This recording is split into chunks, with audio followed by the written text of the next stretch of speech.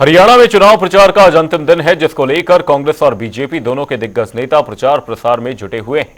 इसी को लेकर बीजेपी सांसद अनुराग ठाकुर ने जनता टीवी से खास बातचीत की। क्या कुछ कहा अनुराग ठाकुर ने, आपको सुनवाते हैं। पूर्व केंद्रीय मंत्री और हमीरपुर के सांसद अनुराग ठाकुर इस वक्त मेरे साथ हैं। हरियाणा के स्टार प्रचारकों में अनुराग ठाकुर शामिल हैं और आज हरियाणा में प्रचार थमने जा रहा है। सर, हरियाणा की क्या तस्वीर आप देखते हैं? 2024 के विधानसभा चुनाव के मद्देनजर आपने पंचकुला में रोड शो किया, आप कई जगह पर प्रचार देख रहे हैं। किस तरीके के हालात इस बार हरियाणा में आप देखते हैं? देखिए, हरियाणा के लगभग हर क्षेत्र में मुझे जाने का मौका मिला और चारों दिशाओं में भारतीय जनता पार्टी का चहुमुखी विकास देखने को मिलता है। कांग्रेस के समय एक जिले की सरकार दिखती थी, आज चारों तरफ विकास दिखता है।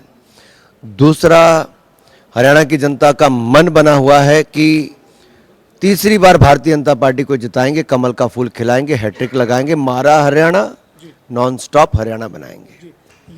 लेकिन विपक्ष जो है वो प्रचार ये कर रहा है सर कि 10 साल से एंटी इनकम्बेंसी है और हरियाणा में युवाओं को रोजगार नहीं मिला। हालांकि मौजूदा सरकार का दावा है कि 1,44,000 जो युवाओं को नौकरी है वो बिना पर्ची खर्ची के मिली है।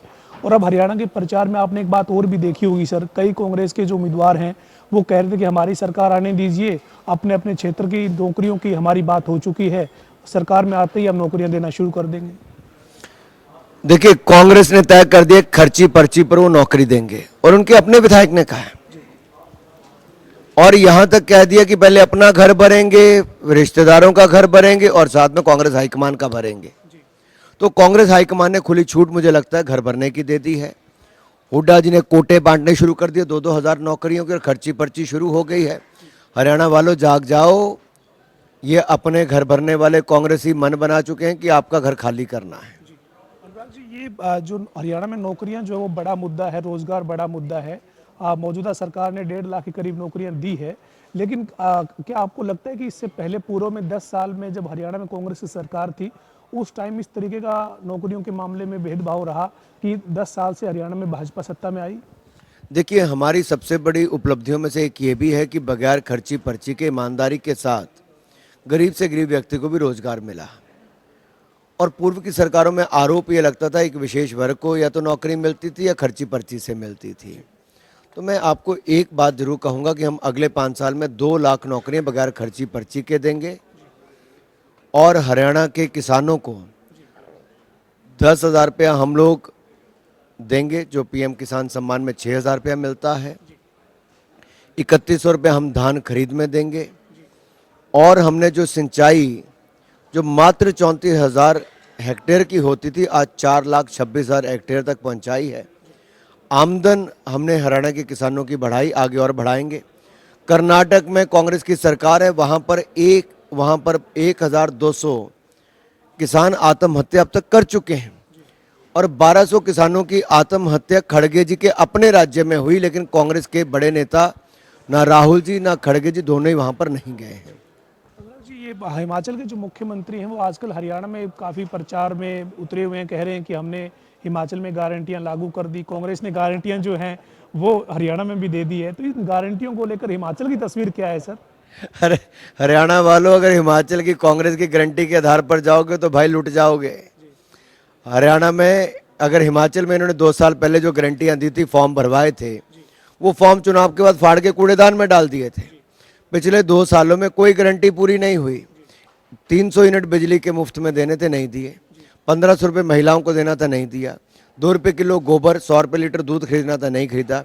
सेब के उचित दाम देने थे, नहीं दिए। फसलों के उचित दाम देने थे, नहीं दिए। यहाँ तक कि ओल्ड पेंशन स्कीम लागू करनी थी, वो तो छोड़िए, पेंशन ही नहीं मिल रही है। वो हिमाचल की हालात क्या है, वित्तीय स्थिति क्या है? हिमाचल के ये है कि आज हिमाचल दिवालियापन की ओर जा रहा है। तनख्वाह देने के, पेंशन देने के पैसे नहीं। 1,500 रुपये देना तो दूर छोड़ो, अब तो पानी पे सेस लग गया, बिजली पे सेस लग गया और महिलाओं को 1,500 रुपये देने की गारंटी भी फेल हो गई। तीनों परिवार के सदस्य सोनिया जी, राहुल जी, प्रियंका जी अभी हिमाचल प्रदेश पिछले हफ्ते थे, एक भी हिमाचली वाले से नहीं मिले, बंद कमरे में छुट्टी मनाकर चले गए क्योंकि जवाब देना मुश्किल था। कोई भी गारंटी सुक्खू सरकार ने पूरी नहीं की। सुख तो छोड़िए, दुख ही दुख दिखता है। तो भी हरियाणा में आज प्रचार बंद हो रहा है सर, शाम को 5 बजे प्रचार थम जाएगा। उससे पहले हरियाणा के मतदाताओं से अनुराग ठाकुर की क्या अपील है सर? हरियाणा के मतदाताओं को यही कहूंगा, ऐसा कोई बचा नहीं जिसको कांग्रेसियों ने ठगा नहीं। और ये ठगने वाली कांग्रेस से बचो हरियाणा वालों। कर्नाटक की कांग्रेस के राज्य में 1200 किसानों की आत्महत्या होगी, हिमाचल में सारी गारंटियां फेल हो गई। और अगर हरियाणा को बचाना है, हरियाणा को नॉन स्टॉप आगे बढ़ाना है, बगैर खर्ची पर्ची के नौकरी पानी है, किसानों की आमदन बढ़ानी है और मेरे हरियाणा का चहुमुखी विकास करना है, तो कमल का फूल खिलाना है। बहुत बहुत शुक्रिया सर। हमारे साथ पूर्व केंद्रीय मंत्री और हमीरपुर के सांसद अनुराग ठाकुर थे। अनुराग ठाकुर का यही कहना है कि अगर आप हरियाणा के लोगों को मजबूती के साथ आगे बढ़ना है, नॉन स्टॉप अगर हरियाणा को तरक्की करनी है तो बीजेपी को ही वोट करें। वीडियो जर्नलिस्ट विजेंद्र सिंह के साथ पवन सिंह और जनता टीवी, चंडीगढ़।